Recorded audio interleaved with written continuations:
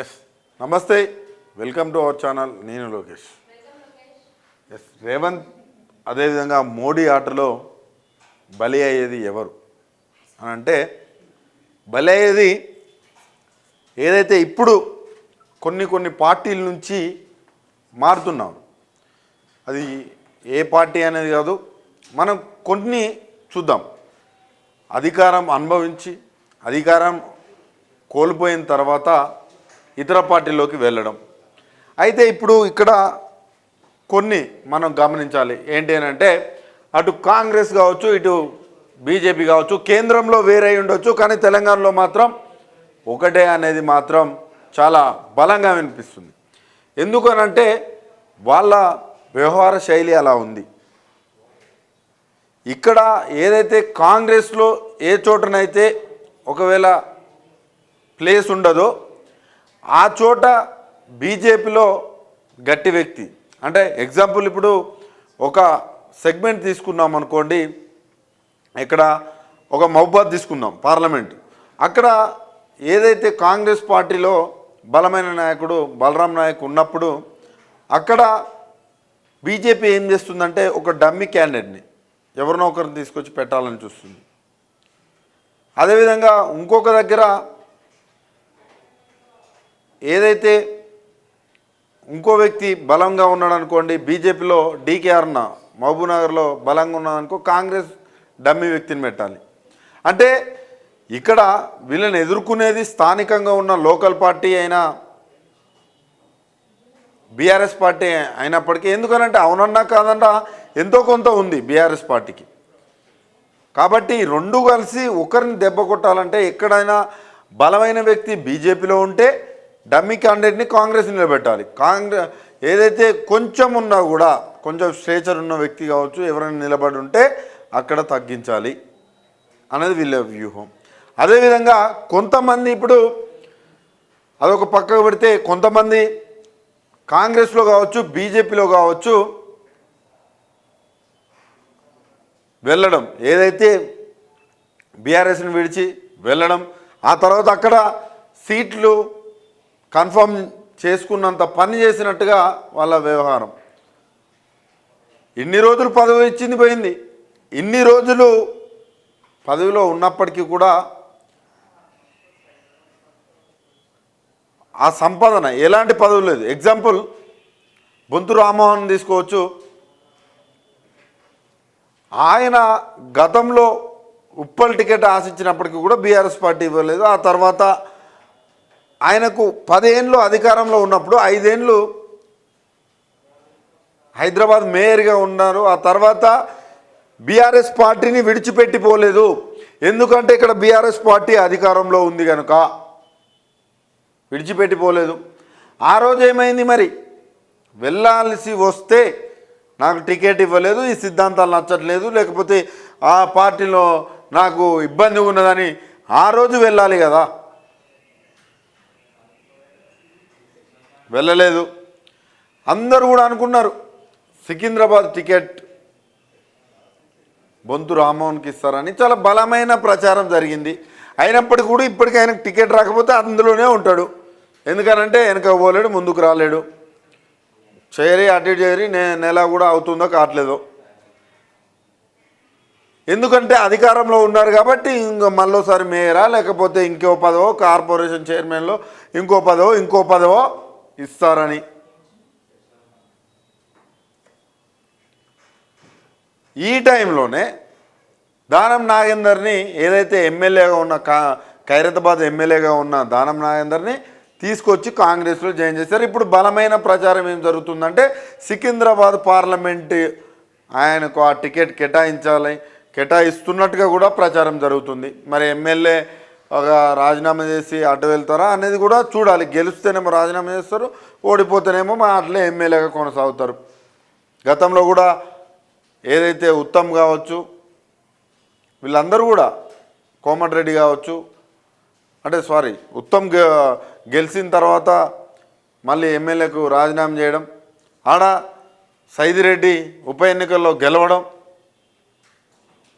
ఇప్పుడు ఆ సైదిరెడ్డి కూడా, శానంపూడి సైదిరెడ్డి కూడా ఏదైతే అక్కడ గెలిచిన తర్వాత అనుభవించి ఈరోజు బీజేపీకి వెళ్ళిండు. మరి అక్కడ బీజేపీ ఏం చేసింది? చిన్నప్పారెడ్డిని ముందుకు తీసుకొస్తుంది. మరి ఇప్పుడు శానంపూడి సైదిరెడ్డి పరిస్థితి ఏంది? మళ్ళీ కథం. అంటే నేను ఏం చెప్తున్నా అంటే, ఇక్కడ ఏదైతే నేను చెప్పానో బలమైన క్యాండిడేట్ ఆపోజిట్ అంటే ఇప్పుడు చిన్నప్పారెడ్డి ఎవరో కూడా తెలియదు.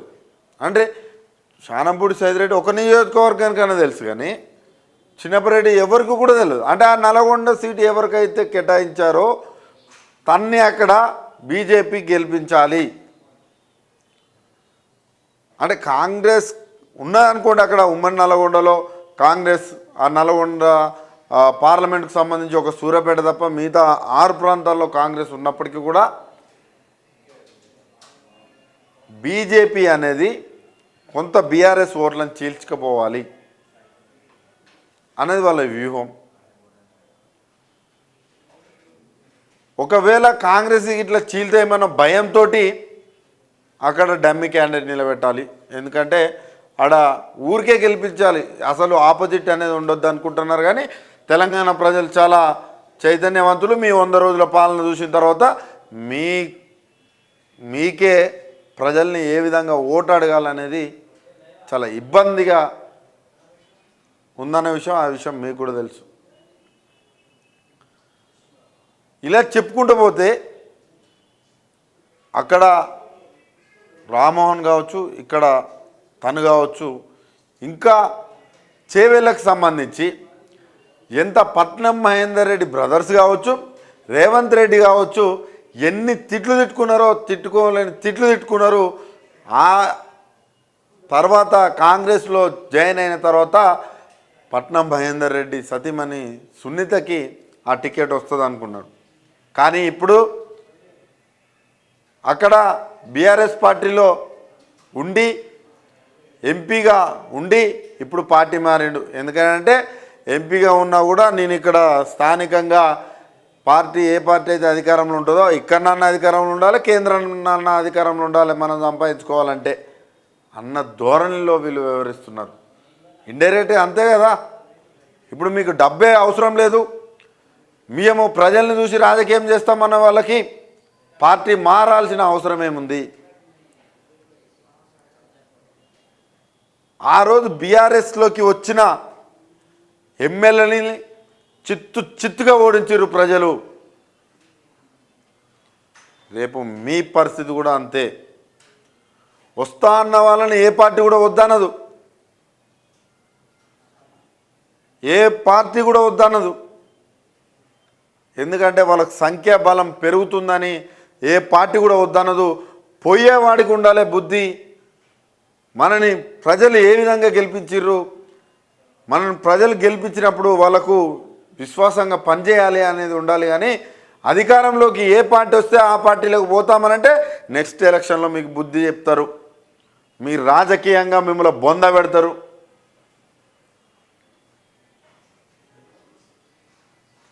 ఇప్పుడు అదే చేవేళ్ళకు సంబంధించి రంజిత్ రెడ్డిని కోడిగుడ్లు అమ్ముకునేటోడా అని కూడా సంబోధించిర్రు. ఆ రోజు దమ్ముంటే నా మీద పోటీ చేయి అని మాట్లాడుతున్నాడు ఈ కోడిగుడ్లు అమ్ముకునే వ్యక్తి అని కూడా ఇప్పుడున్న సీఎం సంబోధించిండు.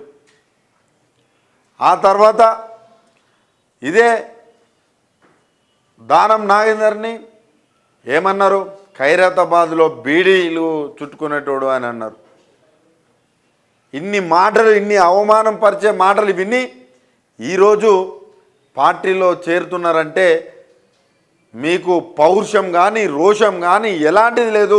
మీ ఆస్తులు కాపాడుకోవడానికే మీరు పార్టీలు మారుతున్నారనే ఒక ఆరోపణ కావచ్చు, ఆరోపణ కాదు, ప్రజలు చర్చించుకుంటున్నారు. మీరు ఎక్కడైతే పోటీ చేయాలనో అక్కడ మిమ్మల్ని పొందబెట్టడానికి చాలా సిద్ధంగా ఉన్నారు తెలంగాణ ప్రజలు. 46 జీవో బాధితులు ఏదైతే బయట రోడ్లపైన తిరుగుతున్నారు వాళ్ళని పట్టించుకోవాలి ఈ ప్రభుత్వం. ఏ ముఖం పెట్టుకొని పోయి ఇప్పుడు ఆ ప్రభుత్వంలో జాయిన్ అయ్యి మీరు వాళ్ళకు భజన చేస్తారని కూడా మేము అడుగుతున్నాం. నిరుద్యోగులను కావచ్చు, ఏదైతే హామీలు 6 గ్యారెంటీలు 420 హామీలు ఏడబోయినాయి. మీరు ప్రజల తరపున ఉండి చేయాల్సింది పోయి మోడీ రేవంత్ రెడ్డి ఆటలో మీరు బలవుతున్నారు. ఏదైతే ఇప్పుడు బీఆర్ఎస్ పార్టీకి సంబంధించి ఎల్పీ లేకుండా చేస్తాం, మేము గేట్లు ఎత్తేస్తున్నాం అని అంటే పశువులు అంటే సంతలో పశువులు ఎలా ఉంటాయి, గేట్లు ఎత్తివేయంగానే అన్నీ వస్తాయి చూసారా, అంటే మిమ్మల్ని పశువులతో పోలుస్తున్నారు. అయినా మీకు అర్థం కావట్లేదు. ఇప్పుడు బీఆర్ఎస్ సంబంధించి ఎల్పీ లేకుండా చేస్తారు కావచ్చు, మీరు వెళ్ళిపోతారు కావచ్చు మీ స్వలాభం కోసం, కానీ వచ్చే ఎన్నికలలో ఏ ముఖం పెట్టుకొని పోతారు? వచ్చే ఎన్నికలలో ఏ ముఖం పెట్టుకొని ప్రజల్లోకి వెళ్తారు? ఆ రోజు ప్రజల తరపున ఉండని మీరు ఆ తర్వాత ప్రజల తరపున ఉంటారని ప్రజలు ఎలా భావిస్తారు? మిమ్మల్ని ఎలా నమ్ముతారు? మీకు ఒక విషయం అర్థం కావట్లా. ఇప్పుడు ఏదైతే ఒకవేళ ఈ 26 మంది కనుక బీఆర్ఎస్ ఎల్పీ లేకుండా కాంగ్రెస్లో జాయిన్ అయితే, ఏదైతే కేంద్రంలో మోడీ కనుక గెలిస్తే దగ్గర ఇక్కడ ఒక గ్రూప్ వార్ నడుస్తుంది. మా అంటే ఒక 30 మందిని అటు చేసి ఏక్నాథ్ షిండే కాబోతున్నారు రేవంత్ రెడ్డి. రేవంత్ రెడ్డి ఏక్నాథ్ షిండే అవుతాడు, 60 మందితో బీజేపీలోకి పోతాడు. ఆ రోజు మీకు తెలుస్తుంది మీ పరిస్థితి ఏందో, మీకే అర్థం కాదు. వాళ్ళు సంపాదించుకునేంత సంపాదించుకుంటారు. నేను ఒకటే చెప్తున్నా, మీకు ఒక స్పష్టత అనేది ఉండాలి. పార్టీ మారుతున్నామంటే ఒక స్పష్టత అనేది ఉండాలి. మీకు ఆల్రెడీ శానంపూడి సైదిరెడ్డికి ఏమైంది ఎమ్మెల్యేగా ఇచ్చిళ్ళు, ఇస్తే నిన్ను అక్కడ ఓడించిర్రు. ఆ ఓడిస్తే మళ్ళీ ఎంపీ టికెట్ కోసం పోతున్నాయి తప్ప ప్రజల కోసమని సిగ్గు లేకుండా చెప్పుకుంటున్నావు. అదేవిధంగా రంజిత్ రెడ్డి విషయానికి వస్తే సంపాదన ఆల్రెడీ ఎంపీగా ఉన్నావు, ఎంపీగా గెలిపించింది ఏ పార్టీ? నిన్ను పోతున్నారు. ఈరోజు నవ్వుకుంటున్నారు మిమ్మల్ని చూస్తే. ఆ ట్రోల్స్ చూస్తే అసలు మీ ముఖాలు ఏడబెట్టుకోవాలో మీకన్నా తెలుస్తాయా లేవా అనేది కూడా తెలుస్తలే. ఆర్ఎస్ ప్రవీణ్ కుమార్ చూడండి, అధికారం లేని పార్టీలో జాయిన్ అయ్యాడు. అధికారంలో లేని పార్టీలో జాయిన్ అయిన తర్వాత ఒకవేళ ఆయన ఓడినా గెలిచినా ఒక 5 ఏళ్ళు 10 ఏళ్ళు కష్టపడి ఆ పార్టీని అధికారంలోకి తీసుకొస్తే అది ఒక రాజకీయ వ్యక్తికి కానీ నాయకుడికి కానీ ఉండాల్సిన విధి విధానాలు. ఈరోజు మీరు ఆ రోజు కేసీఆర్ని తిట్టి ఈరోజు ఎలా పోతున్నాడు అనుండొచ్చు, రాజకీయంగా విభేదించుకున్నారు. కానీ ఇప్పుడున్న ప్రభుత్వం అప్పుడున్న ప్రభుత్వానికంటే నీచానికి దిగజారింది కాబట్టి, వాళ్ళని ఎండగట్టాలి కాబట్టి, ఒక నిరుద్యోగుల్ని రోడ్లపైన వదిలేసింది. ఇంతవరకు లంబాడి సోదరులకు ఏదైతే కార్పొరేషన్ చైర్మన్లు 37 40 అంటున్నారు దాదాపుగా, ఆ కార్పొరేషన్ చైర్మన్లో ఒక్క పదవి లేదు కాబట్టి ఒక్కరికి కూడా ఇవ్వలేదు. ఆ కార్పొరేషన్లు హడావుడిగా ఇచ్చామన్నారు, కానీ ఇంతవరకు ఆ జీవో ఎక్కడో కూడా బయటికి రాలేదు. కాబట్టి ఇదే రేవంత్ రెడ్డి డైరెక్ట్ చెప్పాడు, టీఎస్పీఎస్సీ చైర్మన్ ఇస్తామన్నా కూడా నో చెప్పాడు. మేమైతే బీఆర్ఎస్లో చేరడం అని అనుకుంటున్నామని చెప్పారు. అంటే అంతర్గతంగా ఒత్తిడి చేస్తున్నారు, పార్టీలోకి రావాలి, పార్టీ మారాలి అని. అయినప్పటికి కూడా ఎవ్వరికి భయపడకుండా, అది ఏ పార్టీ అయినా కావచ్చు, నేను చెప్తున్నా, బీఆర్ఎస్లో జాయిన్ అయ్యారు. ఆయన ఉన్నప్పుడు ప్రతిపక్షంలో ఉండి నేను కొట్లాడాలి, నేను చేయాలి అని కూడా ఆ పార్టీ బీఎస్పీకి తెలంగాణలో మనుగడ లేనప్పటికి కూడా ఆ పార్టీని అంటుపెట్టుకొని కొన్ని స్థానాలు పోటీ చేసి వాళ్ళు ప్రయత్నించారు. ఈరోజు బీఆర్ఎస్లో జాయిన్ అవుతున్నారు. సరే, జాయిన్ అవుతున్నారంటే, అధికారం లేని పార్టీలోకి జాయిన్ అవుతున్నారంటే వాళ్ళకొక విజన్ ఉందని అర్థం. కాంగ్రెస్లో పూర్తి స్థాయిలో పనిచేసిన ఏ వ్యక్తికి కూడా న్యాయం ఇప్పుడు జరగట్లేదు. నేను నిన్నటి వీడియోలో కూడా అదే చెప్పినాను. మీరు కొత్తగా పోయి అలా చేసేది ఏంది అంటే మీరు ఎక్కడున్నా దొంగలే. గతంలో కాంగ్రెస్లు ఉన్నారు, అధికారంలోకి రాగానే బీఆర్ఎస్లో జాయిన్ అయ్యారు, మళ్ళా అధికారం కోల్పోగానే మళ్ళీ కాంగ్రెస్లో జాయిన్ అవుతున్నారు. అంటే మీరు పెద్ద దొంగలు, మీ ఆస్తులు అయ్యో ఉన్నాయి. ఇలా ఒక్కరు కాదు, ఇద్దరు కాదు, నేను ఒకటే చెప్తున్నా, పార్టీలు మారుకుంటూ వస్తున్నారంటే ప్రజలారా, ఆ ఒక్క వ్యక్తులకి ఏ పార్టీ అయితే అధికారంలో ఉన్నారో ఆ పార్టీలకు మారుతూ వస్తున్నారంటే ఒకటే చెప్తున్నా, ఆ దొంగ ఎక్కడో ఒక్కడ దొంగతనం చేసిన దొంగే. ఆయన ఆస్తులు కాపాడుకోవడానికో లేకపోతే ఆయన ఇంకేవో కాంట్రాక్టుల కోసమో లేకపోతే ఆయన ఆస్తులు పెంచుకోవడానికే పార్టీలు మారుతారు తప్ప ఇంకో వేరే ఏది కాదు. అసలు ఈడ బీజేపీకి ఎన్ని సీట్లు వచ్చినాయి? 8, పట్టుమని 10 రాలా, డిపాజిట్లు లేవు. కానీ వాళ్ళు ఏమనుకుంటున్నారు, కేంద్రంలో బీజేపీ అధికారంలోకి రాబోతుంది, వస్తే కేంద్ర ఫండ్స్ తోటన్నా మనం కాంట్రాక్ట్స్లో లేకపోతే డబ్బులు సంపాదించుకోవడం లేకపోతే గత దొంగతనాన్ని కప్పిపుచ్చుకోవడం కోసమో పార్టీలు మారుతున్నారు తప్ప మీ సేవకు కాదు. గుర్తుపెట్టుకోండి, ఏ పార్టీ నుంచి అయినా ఓడిపోయి అధికారంలో ఉన్న పార్టీని ఎదిరిస్తున్నారంటే వాళ్ళు నిక్కసైన వాళ్ళు, వాళ్ళు మీకోసం పనిచేస్తున్నట్టు.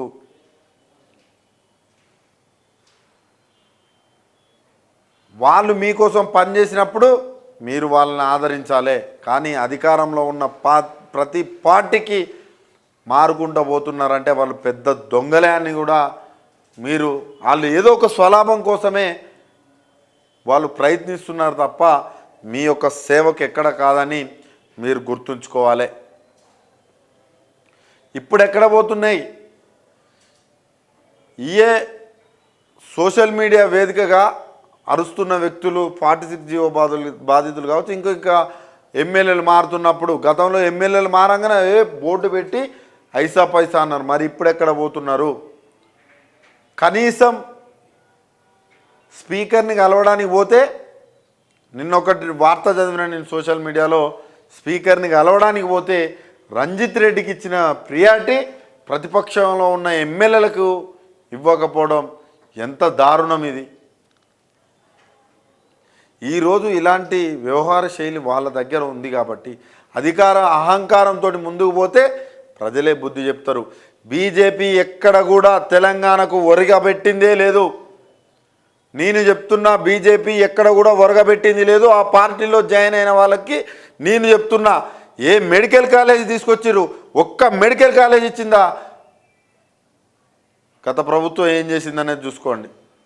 అది ఏ ప్రభుత్వం అయినా పర్లా, నేను ఇదా అదా అని చెప్పట్లేను. మెడికల్ కాలేజీలు ఎక్కడ బాయ్ ఇచ్చిందా? ఒక్క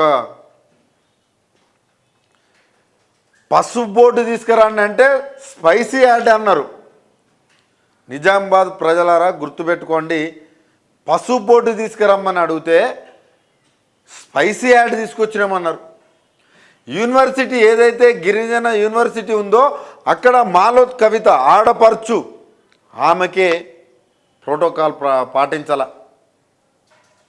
ఈరోజు గుర్తొచ్చింది 10 ఏళ్లలో, ఏ రోజు బీజేపీకి గుర్తురాలా. ఈరోజు ఏదో బోర్డు పెట్టినా మళ్ళీ 10 ఏళ్ళు, మళ్ళీ 5 ఏళ్ళు అయిపోతాయిగా, మళ్ళీ ఒక 4 పిల్లలు లేపుతారు తప్ప చేసేది ఏం లేదు. తెలంగాణకు ఒరగబెట్టింది అసలేలే. సబ్జెక్టు లేని వాళ్ళు కొంతమంది బీజేపీ వాళ్ళు పాదయాత్రల పేరు మీద, బస్సు యాత్రల పేరు మీద పోయి అడవులు చేసి వాళ్ళ క్రేజీ పెంచుకుంటున్నారు తప్ప ఎక్కడ కూడా తెలంగాణకు ఒరగబెట్టింది ఏం లేదు. తెలంగాణకు ఏం చేశాడని ఇవ్వాలి, ఏం చేశాడని ఈరోజు బీజేపీకి కాంగ్రెస్కు ఓటేయాలి. రైతు రుణమాఫీ చేయలేదని కాంగ్రెస్ కోటేయాలా? రైతు బీమా తీసేసాడని కాంగ్రెస్ కోటేయాలా? ఈ రైతులకు నీళ్ళు ఇవ్వలేదని కాంగ్రెస్ కోటేయాలా? మరి అదేవిధంగా బీజేపీకి కూడా ఏదైతే గుజరాత్ మోడల్ అని చెప్తున్నారో ఆ గుజరాత్ లెక్క నా తెలంగాణ ఎందుకు లేదు, ఆ గుజరాత్ లెక్క నా తెలంగాణ ఎందుకు లేదు? ఏదైతే అధికారంలో ఏదైతే ఏ రాష్ట్రంలో లేరో ఢిల్లీకి సంబంధించి కేజ్రీవాల్ పైన ఒక కేసు పోతే ఇంకో కేసు, ఒక కేసు పోతే ఇంకో కేసు, అదేవిధంగా పశ్చిమ బెంగాల్లో కూడా కొంతమందిని మలుపుకొని ఈరోజు ఈడీని అడ్డం పెట్టుకొని ఒక గేమ్ ఆడుతున్నాడు మోదీ. నిన్న కూడా చూసాం ఛత్తీస్గఢ్ ఆన్లైన్ బెట్టింగ్ గేమ్లలో కాంగ్రెస్ అధ్యక్షుడు కాంగ్రెస్ సీఎం అందులో ఉన్నట్టుగా. అప్పుడు అవపడలేదా? అప్పుడు అవపడాలి కదా ఇవన్నీ. ఎన్నికల ముందే వస్తాయా ఇవన్నీ?